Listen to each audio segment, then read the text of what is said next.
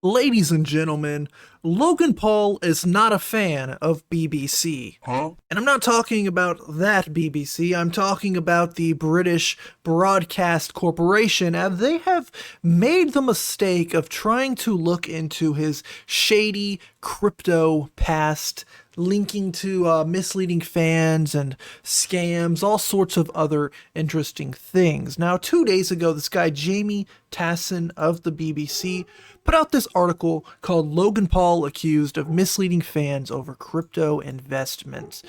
Now, this article goes into a lot of the shady things that Logan Paul has been involved in the past few years. It even talks about the crypto zoo, and I believe the multi-million dollar lawsuit going on right now with CoffeeZilla. Could be other people involved, but that's my knowledge of crypto zoo and lawsuits. But it goes into, the profit he's made from these types of shady business deals, things he's done such as meme coins, where he's pumped and dumped, where he's promoted coins on his public platform in a way to get them to sell and sell, and then he sells his and makes millions of dollars. He's a wrestler somehow. I guess WWE has no shame. He's a bad influence. Dink Doink, another meme coin that he promoted back in 2021. And then it goes into how in Puerto Rico he has a gym, and after all these years, the BBC was finally offered an interview by Logan Paul. Now, the only issue with this interview is Logan Paul was nowhere to be seen. What's up, dude? How's it going? Thanks. Matt. Matt, sorry, I'm tired. No worries. Last night was hard. How are you enjoying? Who the hell is this guy? It sure as hell is not Logan Paul, right? We all can assume that, as well as BBC here with their not Logan Paul header. This is not Logan Paul for anyone with working eyeballs. It's some guy who looks like Logan Paul, at least according to Logan. But this is actually a guy named Rodney Peterson. I'm not doxing him because he's a public figure. He even refers to himself as not Logan Paul, right? With 180,000 followers, a self-proclaimed actor, content creator. Stay positive and keep grinding towards your goals. And I guess not Logan Paul here's goal is to cosplay as a professional stooge, and I believe he does the job quite well. Now, if we look through this guy's page, as you can see, he has a whole gimmick going on. He has this not Prime bottle. He's here at SmackDown watching Logan fight. He's here promoting other things like Prime and just being at these events, promoting things with KSI and Logan. Now, Matt Shea here obviously points out that this guy, who looks like he's had one too many moldy lunch leads, does not resemble Logan Paul very well. He kind of looks like Logan Paul if he had a jaw surgery of any kind, right? Now, he was quick to call this out, and it just kind of went weird. Pandemonium pursued. I have to say, the real Logan Paul looks very different. Did you come all the way over here to ask about how I look? Is Logan coming? I'm right here, bud. You came all the way to Puerto Rico from England. This is your interview. What do you got? So now These are some very serious they're questions. pulling the gaslighting thing. You get invited to Puerto Rico to have an interview, and some other stooge shows up, some cosplayer, a Logan Paul role player comes in to gaslight you. Very interesting strategy from Logan. We've seen him do some interesting things this past month alone related to things like Lunchly, and where he publicly posted the Fred Meyer worker. He has an interesting track record of the way he handles certain situations, and he just continues to do dumb crap, and that's the only way we can really say it, right? There are people who really want to know the answer to these I'm questions. a serious person.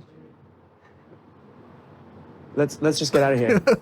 I'm not doing this. It says this is ridiculous. Matt, no. You came all the way to Puerto Rico for this interview.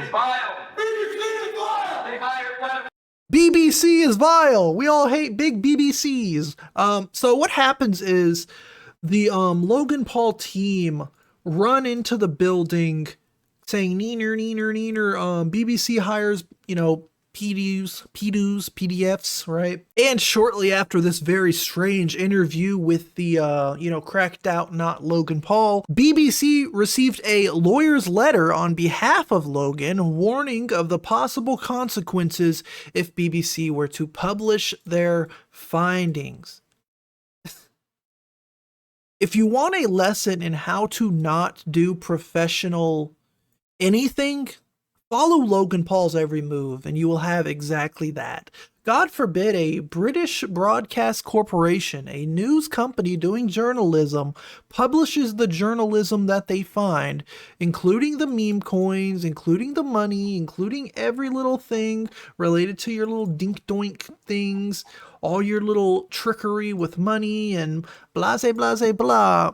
Just follow the Logan Paul route. Now, shortly after this whole fiasco, Logan Paul ended up dropping a video called "I Trolled the BBC with My Lookalike," right? 3 hours ago. This video is brand new. And he talks about his involvement with like CryptoZoo, and then he talks about BBC's involvement with hiring people that should not have been hired or who did very disgusting things, such as being predatory and, enjoying the little ones a little too much, which I applaud Logan for actually bringing attention to that because it is quite disgusting. I made a video on that myself a few months back. It's the British media conglomerate that you might know because they've been platforming predators for the past 50 years. Got a list: Jimmy Savile, Chris Denning, Chris Langham, Jonathan King, Rolf Harris, Stuart Hall, and currently Hugh Edwards. All of them convicted of sexual offenses, most of them involving minors that are quite frankly too f***ed up to get into. And in the case of Hugh Edwards, which is unfolding as we speak, the BBC knew about it. What? "We knew," said BBC boss Tim Davie as he continued to pay the predator the highest salary in the BBC using the funds of UK citizens. And while Matt was at Vice Media, they faced sexual misconduct allegations from over 24 women, including against their former boss, the president, Andrew Creighton, who, by the way, had to leave the company after paying a former employee a settlement for a sexual harassment claim. One thing interesting in this video is that Logan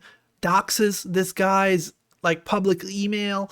I don't know if I would say doxing so heavily, but he does show the guy's email and he says, "Oh yeah, this is Matt's public email," which is very strange, and he just makes the connection that Matt has a Corn Hub account, which he's an adult watching adult content. I see no issue with that whatsoever. Really stupid of Logan to even bring that up. 3 achievements. Amazing. Come on. Oh, he's leaving. That's what upset him the most. Okay, so Matt obviously leaves the interview because this whole thing is like a joke. It's a parody. You're a professional journalist here to interview a potential scammer about potential scams and dive into more of the history related to these things. And instead they ask you about your history on an adult website, watching content. And then he obviously leaves and Logan's like, "Oh, well, he's upset now. He's leaving." Are they leaving? We're gonna protest from the roof as they leave. Go, go, go.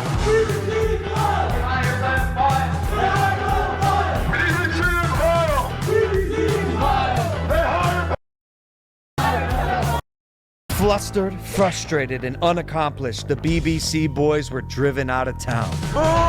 Crazy.